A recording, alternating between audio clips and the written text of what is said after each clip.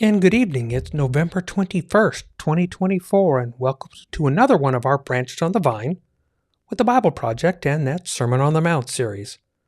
Remember, the Bible Project, they created this series to cover the entire year with an episode released about every 5 weeks, and we're going to discuss these videos and other pertinent creative topics that they present to us.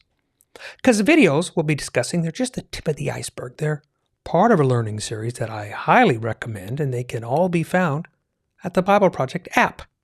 Link, of course, to that is in the description.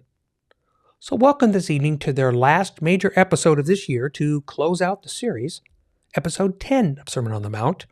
This is our part 1, The Choice on the Dusty Feet.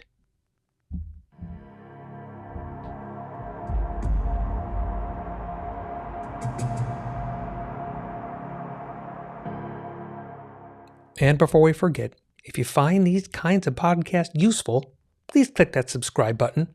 But the reminders, they just help you. But also, if you think these might be useful to others, click that like button because that is how YouTube chooses to share these to more people if they wish.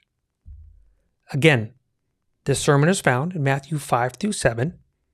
It's the seminal moment in the teachings of Jesus. This is his most extended, most profound, broadest teaching we have recorded in all of Scripture. And I believe it covers things that we like to talk about. But deep down, I think we have challenges living. Sermon on the Mount, Episode 10, The Choice. So, let's watch the video again, refresh, see where it takes us. Enjoy.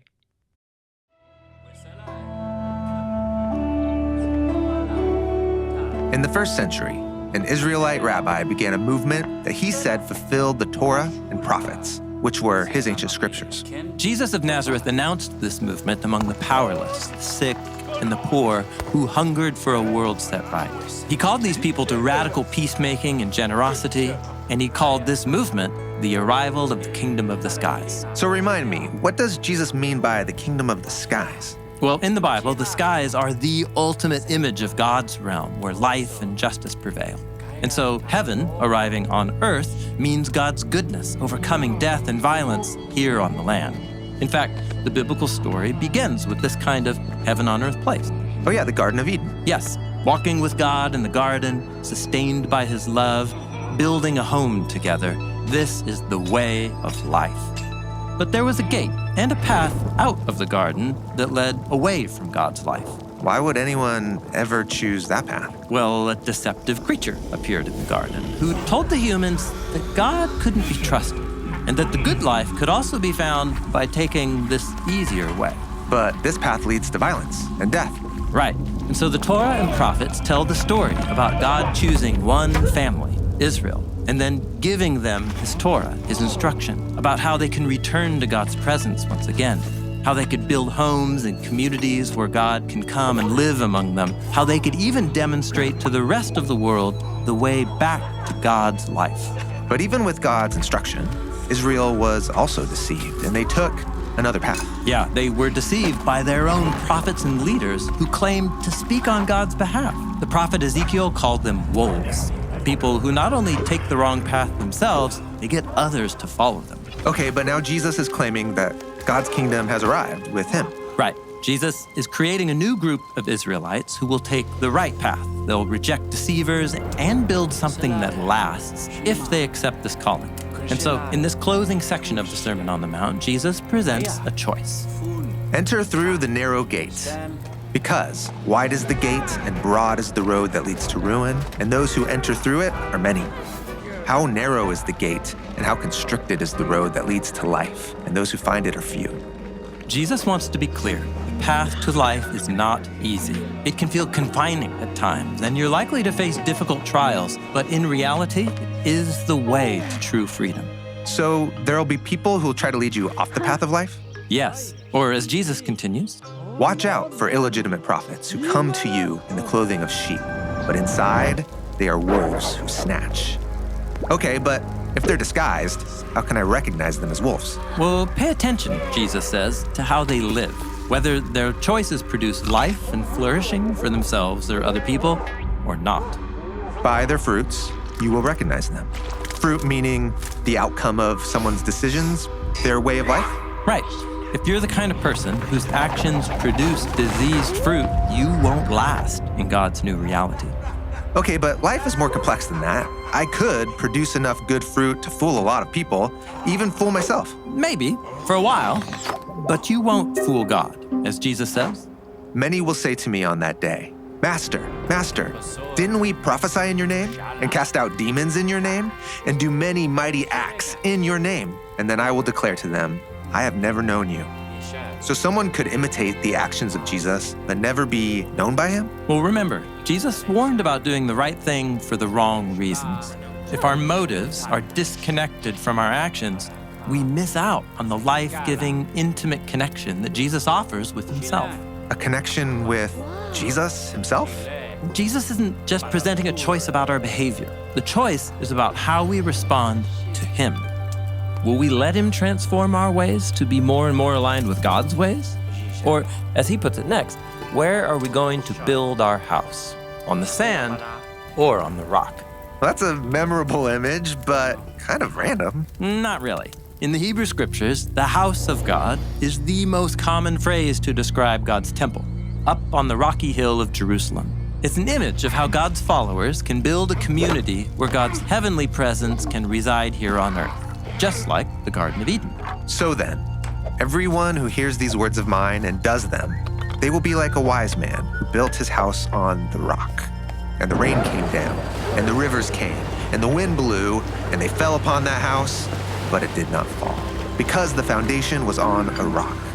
And everyone who hears these words of mine and does not do them, they will be like a foolish man who built his house on the sand. And the rain came down, and the rivers came, and the wind blew, and they fell upon that house, and it fell. And its falling was huge. So, build places where God can reside and where Eden can spring to life, because ultimately, those places are the only ones that will last. Yes. And just like Jesus said at the very beginning of the sermon, a city on a hill cannot be hidden. So let that light shine for everyone to see. Jesus is describing a new humanity who lives together by God's wisdom and love, creating communities of peace and justice in the midst of violence and death that surrounds on every front. In all the teachings of the Sermon on the Mount, Jesus has given us a bold vision for what this can look like. And through the rest of his own life, Jesus lived out that vision, and he offered his followers the choice to do the same. And now, that choice is ours.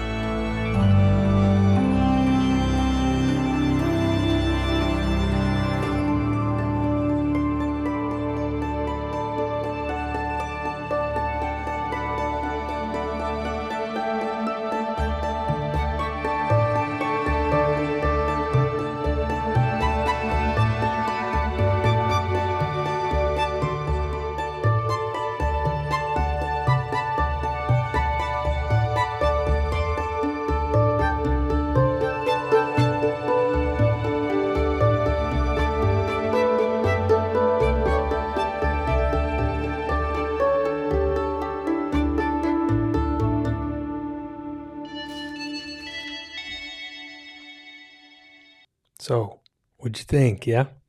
So one of the things, again, that I like about the Bible Project and all of their videos is that they serve as a launching point. They just are there to get the ball rolling, right? Because the entire teaching, or the point that's rarely made there, this is the beginning. This is just the beginning of a larger discussion. I think Jesus meant this. I really do. These, from the Sermon on the Mount, tip of that iceberg. So let's look underwater. See what we might find. The choice.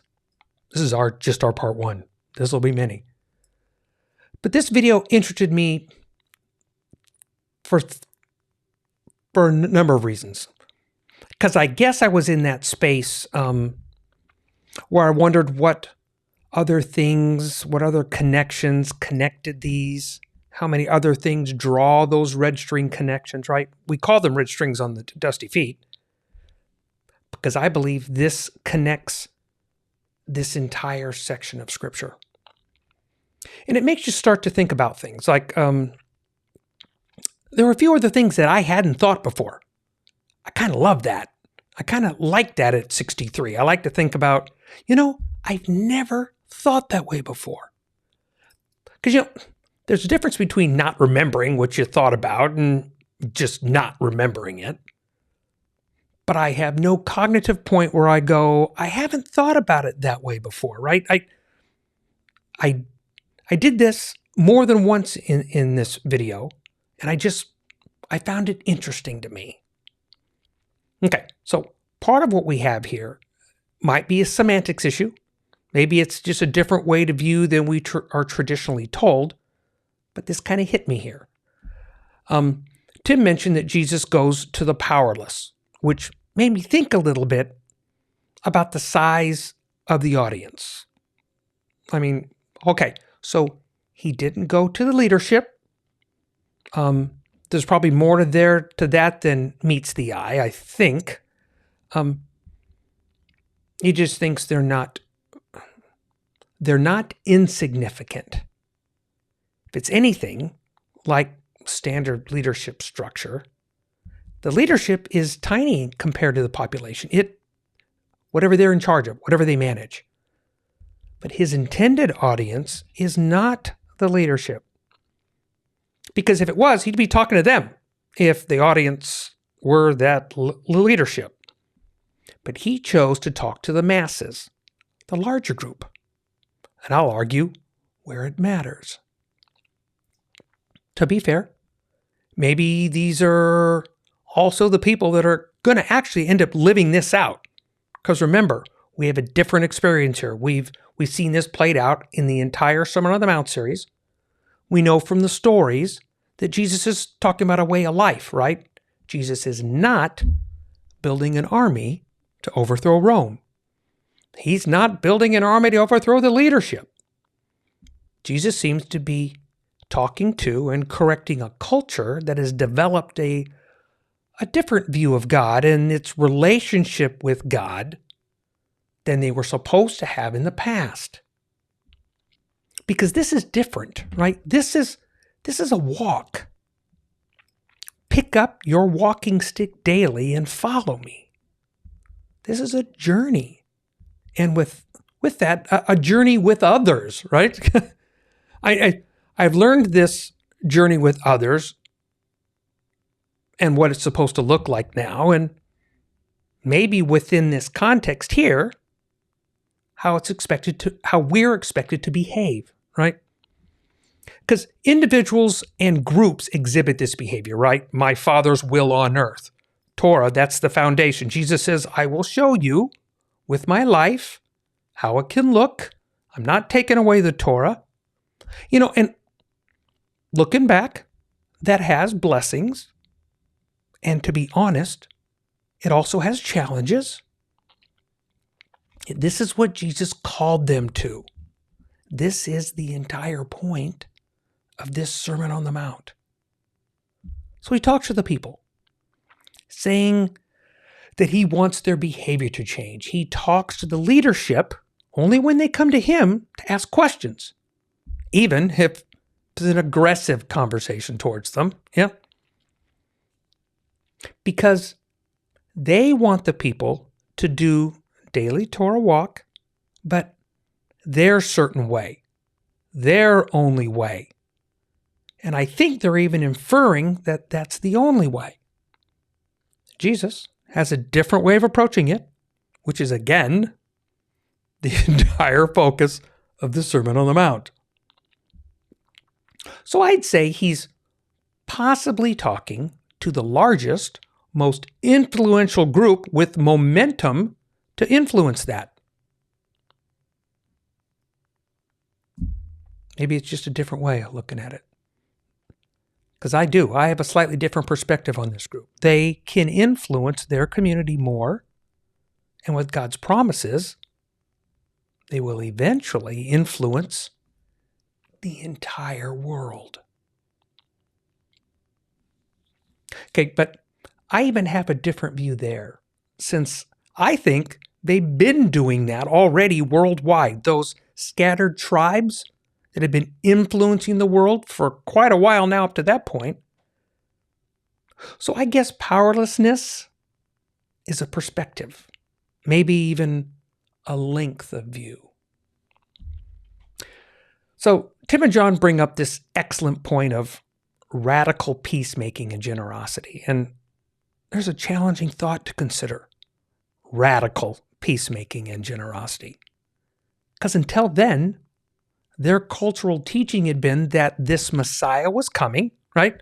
Messianics had been around for a while, but they were expecting the Messiah of rescue. So this really was more their thought, a war, not peace. It's not what they're looking for. Okay, so now let's get this into our heads. I mean, because I think we're expecting this Messiah. That's for another discussion. But still, they're expecting the Messiah that we're expecting, but at that time. So the Messiah is letting them know, hey, yeah, I'm not doing that. I'm not doing what you're expecting at that time, their time. So part of this radical peacemaking, if you're watching the series The Chosen, right, created by Dallas Jenkins, at this point, you're going to see a bit of that in how they're watching this dynamic play out with the disciples and what's going on in their expectations.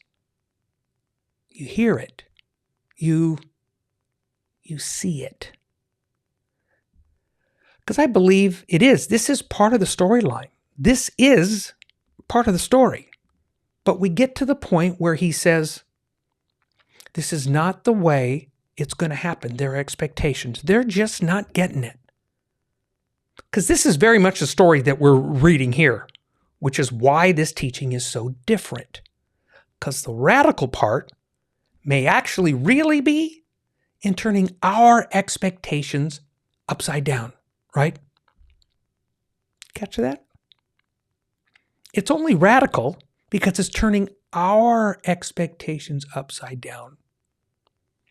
Because we know, at least with world history lessons, right, that majority of those places were a series of might makes right, right, as the right to rule. They even determined what was right. And I'd probably even argue that that was the predominant position that even existed then in Bible times. Military prowess, conquering control. That was the defining mode for millennium, right? Many. Today, it leans much more on currencies, alliances, information. That's a discussion for another time. But suffice to say, this is not a Napoleonic war manual. It's a peace manual. I mean, look at the Beatitudes alone, the beginning of the Sermon on the Mount. Not really a military hierarchy, at least the way we think. But I believe maybe we need to think upside down, even then.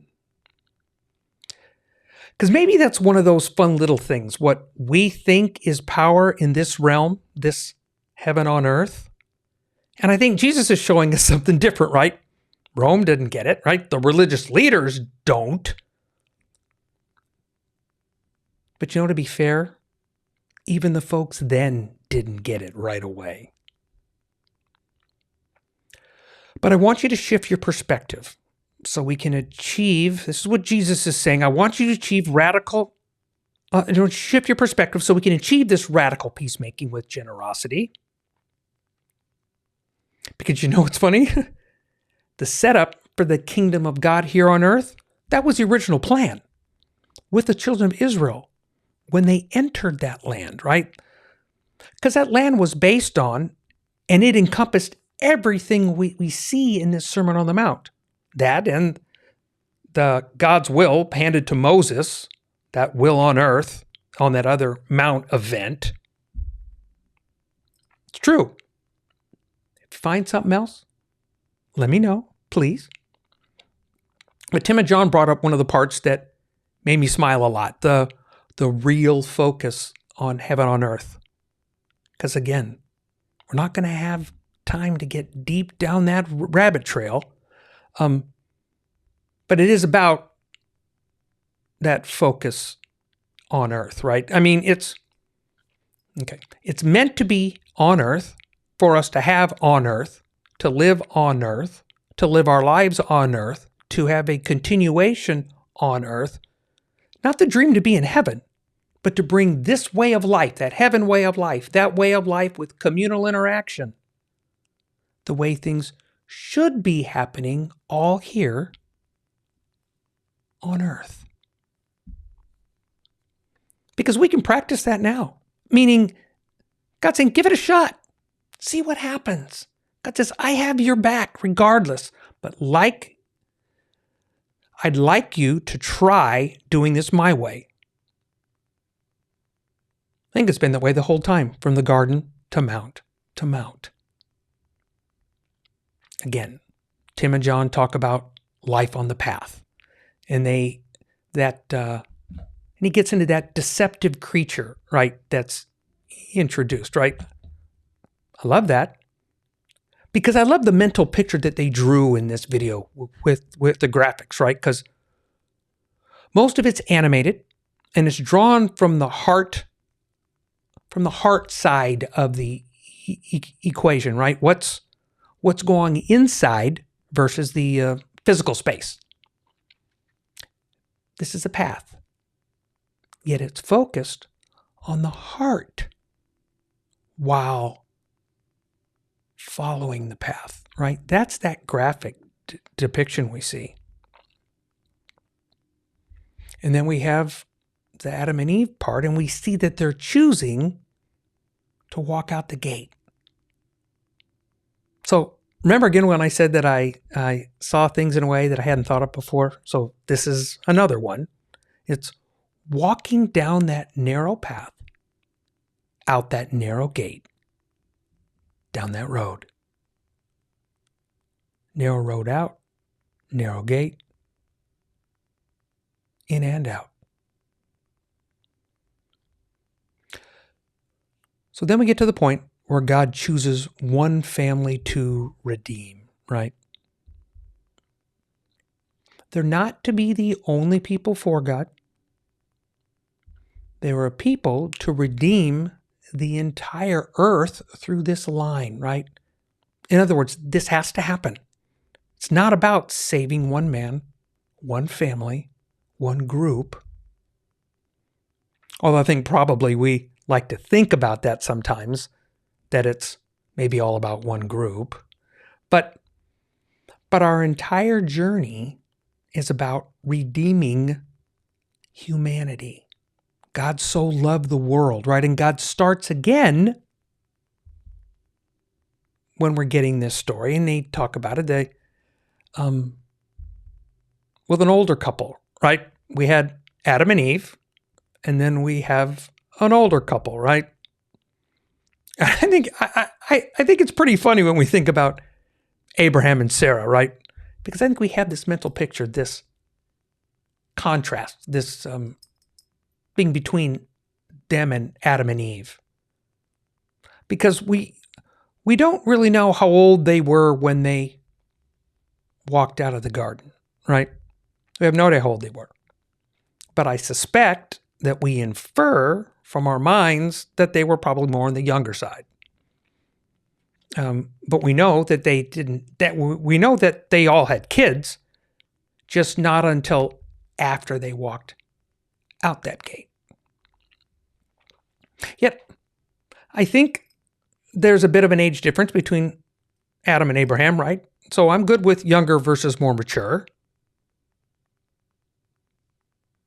So as I close this episode, I want us to think about these couples. Before either couple, before they had kids, there was another thing that came to me when I was working this up, that there was a promise of one to follow, and that their seed would be part of that redemptive story. Yeah? those promises of God. It's the entire reason that we're here with the Sermon on the Mount in the first place. It's the culmination of these promises. Like the Bible Project shares, it's a unified story that leads to Jesus. Yeshua, the Messiah. And I think maybe there's a bit more to ponder as we continue to unravel this episode. So don't forget, the description below includes a link to the folks at the Bible Project and a link to the app so you can follow along, see each one as it premieres. Actually, now you're going to go look back on all the ones that premiered, except for the other ones that are going to continue with those wonderful additional topics that it discusses. Because I think this will continue to be an exciting, thought-provoking journey in the Sermon on the Mount. And I continue to wonder what we will uncover. So, thanks for being with us tonight with more of the Sermon on the Mount on another episode of The Dusty Feet.